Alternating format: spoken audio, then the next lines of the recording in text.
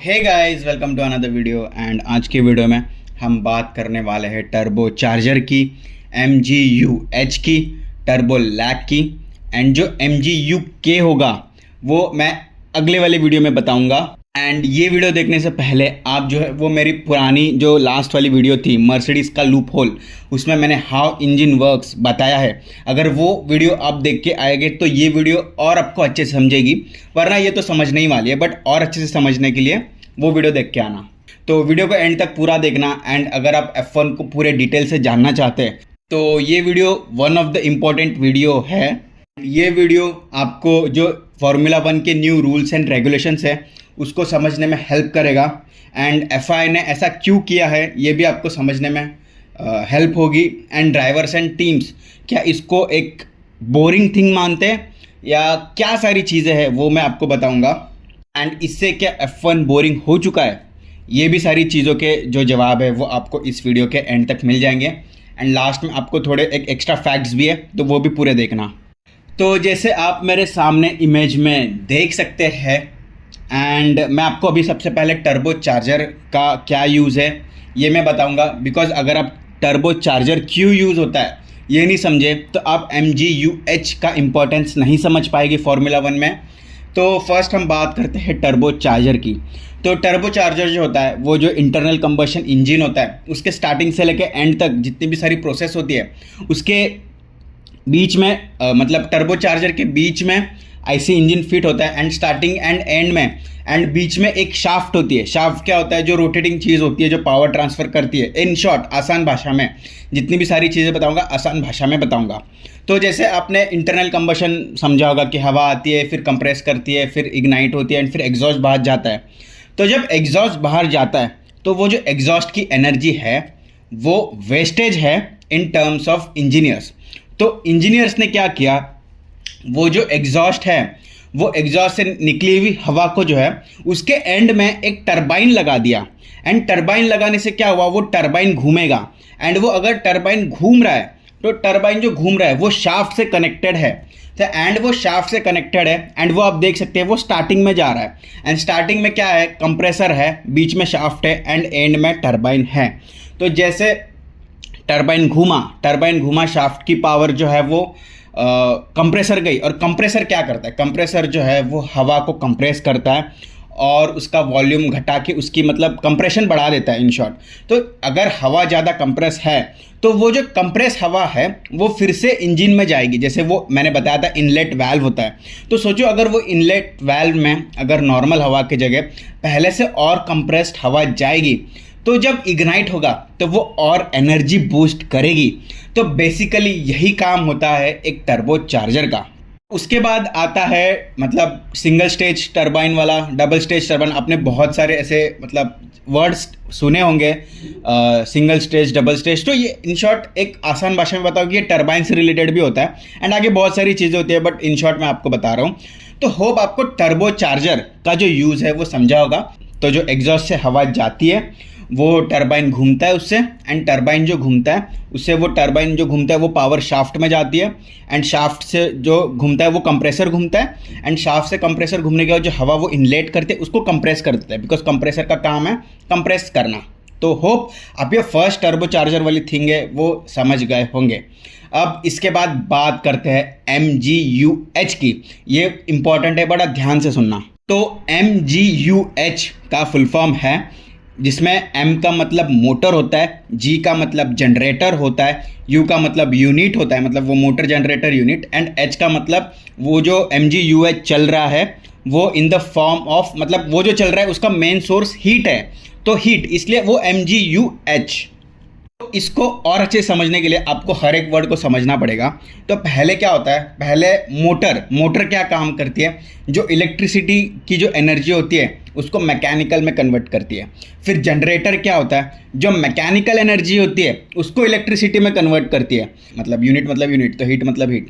तो motor, generator, unit, heat. तो ये आपको समझना पड़ेगा कि वो एक पार्ट है, वो मोटर का भी काम करेगा, वो जनरेटर का भी काम करेगा। अब मैं बताता हूँ कैसे काम करेगा, तो ठीक है। तो एंड ये जो पार्ट है तो वो जो शाफ्ट है जो मैंने बताया था टरबाइन एंड कंप्रेसर के जो कनेक्टेड शाफ्ट है उसके बीच में वो होता है। तो मैं आपको आसान भाषा में बताता हूँ। देखो जैसे टरबाइन घूमता है तो टरबाइन तो होता है वो 2000 रिवॉल्यूशन पर सेकेंड या 1,25,000 रिवॉल्यूशन पर मिनट, इतना तेज होता है। एंड कभी कभी कंप्रेसर को इतनी ज़रूरत नहीं होती, इतनी ज़्यादा पावर की ज़रूरत नहीं होती। तो जो इसमें भी एक वेस्टेज ऑफ पावर है, तो जो इंजीनियर्स है उन्होंने क्या सोचा कि मैं MGU-H ये जो एक पार्ट है मोटर जनरेटर यूनिट, ये इसके बीच में शाफ्ट से कनेक्ट करता हूँ। तो जब जैसे शाफ्ट घूमेगा तो वो जो जनरेटर वाला पार्ट है MGU-H का वो वर्क करेगा एंड जो मैकेनिकल एनर्जी है वो इलेक्ट्रिक में कन्वर्ट होगी। इसके बीच में एक इलेक्ट्रिसिटी प्रोड्यूस हो रही है।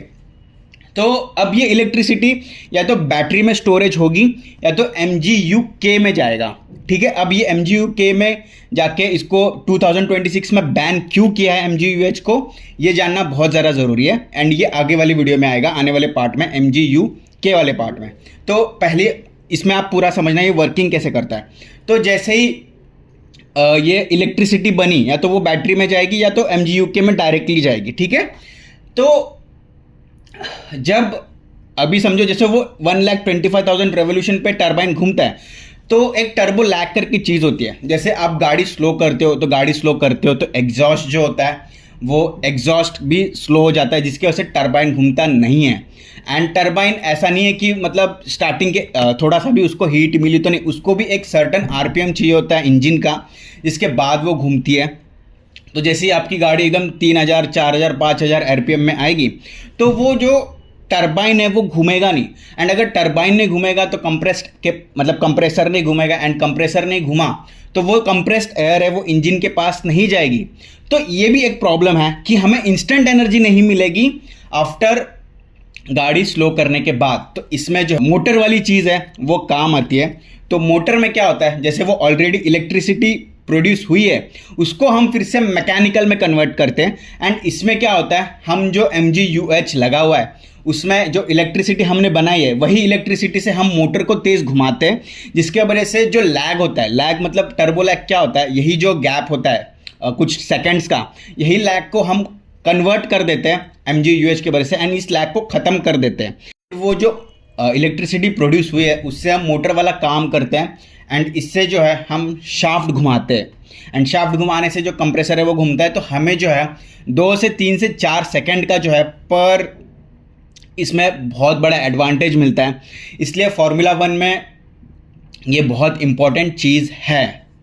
तो बड़े दुख के साथ कहना पड़ रहा है कि इतनी मस्त चीज़ जो है वो 2026 में बैन होने वाली है। जो MGU-H जो है वो बैन होने वाला है। एंड ये जो है जो स्पोर्ट एंथुजियास्ट है उनके लिए तो देखो ना, पावर की कमी, मतलब जो रेस एंथुजियास्ट है, जो रेसर्स है, ड्राइवर्स है, उनको पावर की कमी महसूस होगी। तो वो लोग इसलिए कहते हैं कि ये थोड़ा रेस को स्लो बना देगा। बट FIA ने जो है MGU-K में बड़े चेंजेस किए हैं। एंड MGU-K क्या है वो मैं आने वाली वीडियो में बताऊंगा। And why MGU-H band, like it's like ऐसे समझो कि बाहुबली 1 एंड बाहुबली पार्ट की स्टोरी है कि आपने मेन चीज़ समझी एंड लास्ट में ऐसे मतलब हो गया कि कटप्पा ने बाहुबली को क्यों मारा। तो ये एक ऐसा मिस्ट्री है वो जो आने वाली कल वाली वीडियो में या नेक्स्ट वीडियो में जो रिवील होगी। तो यही वीडियो आज तक, मतलब आज का वीडियो यहीं तक रखते हैं फिर।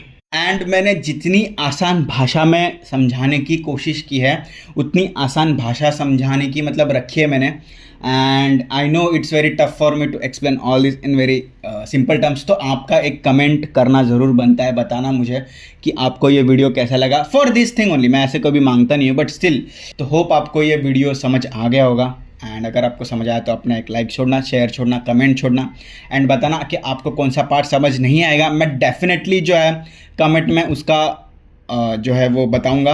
एंड सब्सक्राइब करके जाना कि बिकॉज आपका जो सब्सक्राइब है वही मेरे लिए मोटिवेशन बनता है। बैन हुई है MGU-H, उससे formula 1 more safe and more competitive कैसे हुआ है, ये भी जो चीज़ है वो मैं आपको MGU-K वाली वीडियो में बताऊंगा।